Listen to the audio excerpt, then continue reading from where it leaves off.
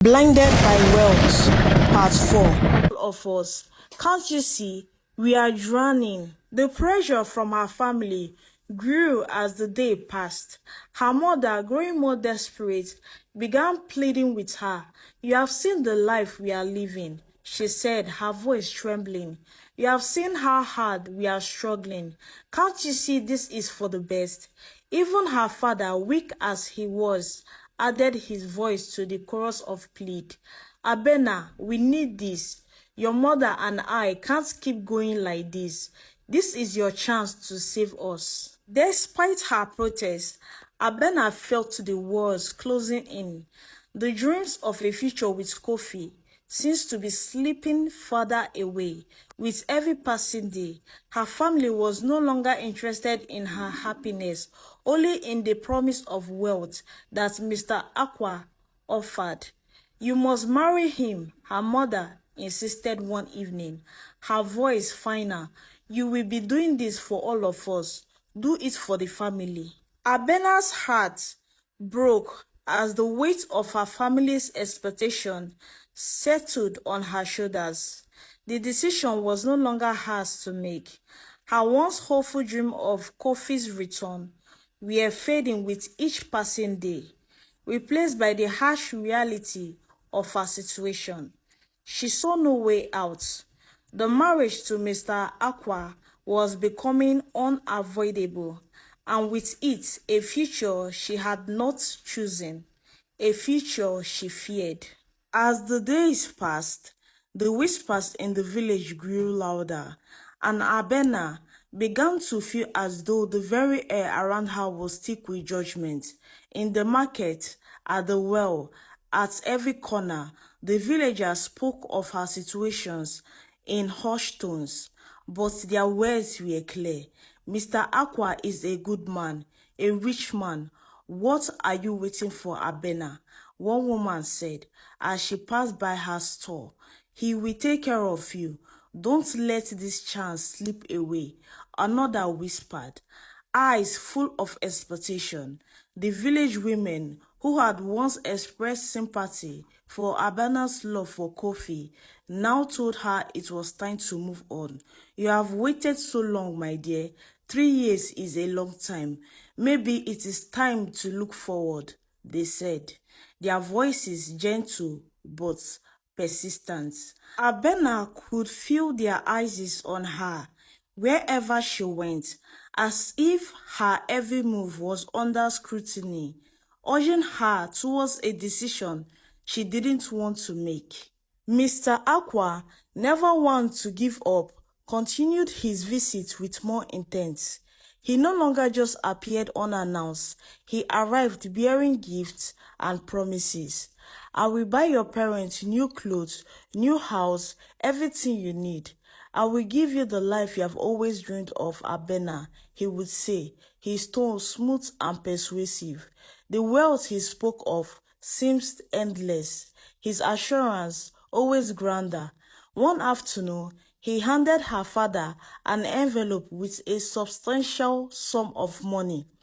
This is just the beginning, he said, his eyes gleaming with confidence.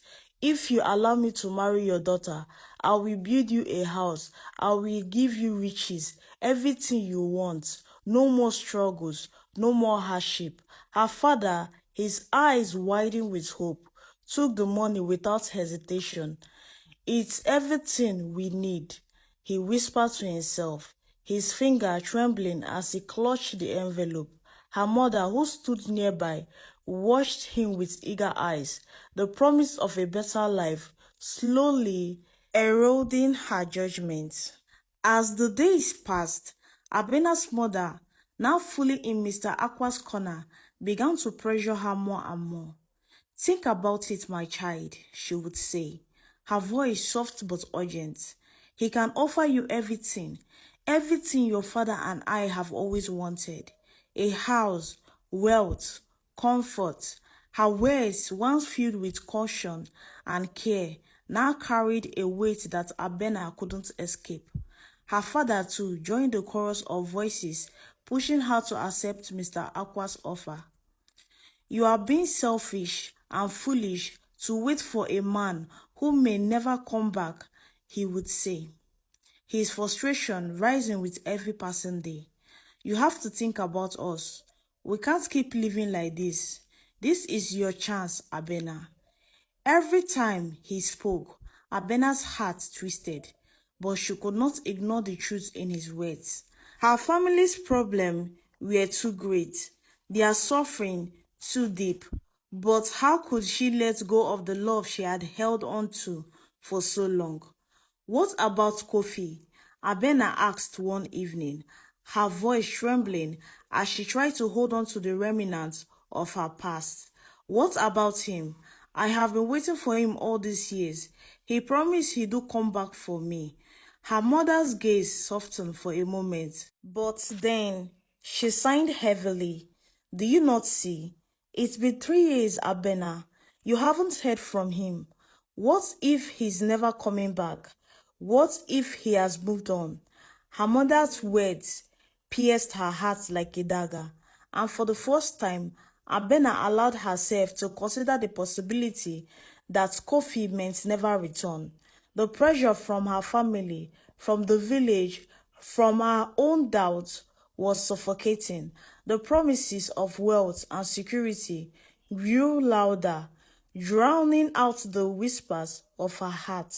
Her father, his voice shaking with desperation, came to her one evening as the sun set and the world seems to hold its breath.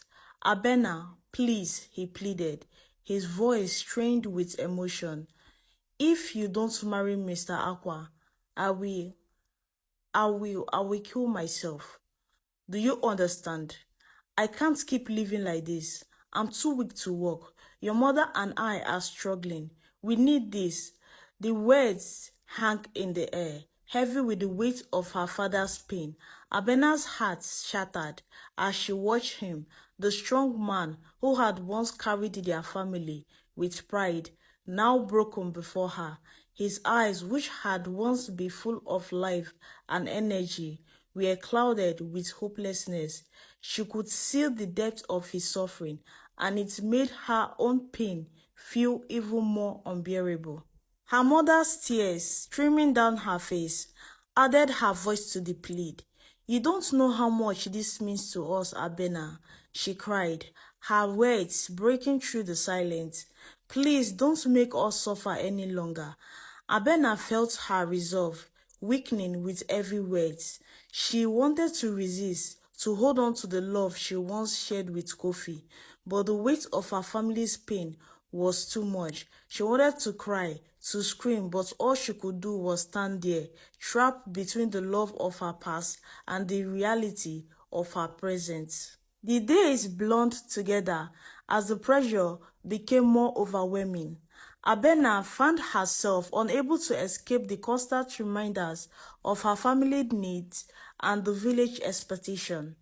Her heart ached with each passing moment. She wanted to hold on to Kofi, to believe that he would come back for her, but the truth was becoming harder to ignore.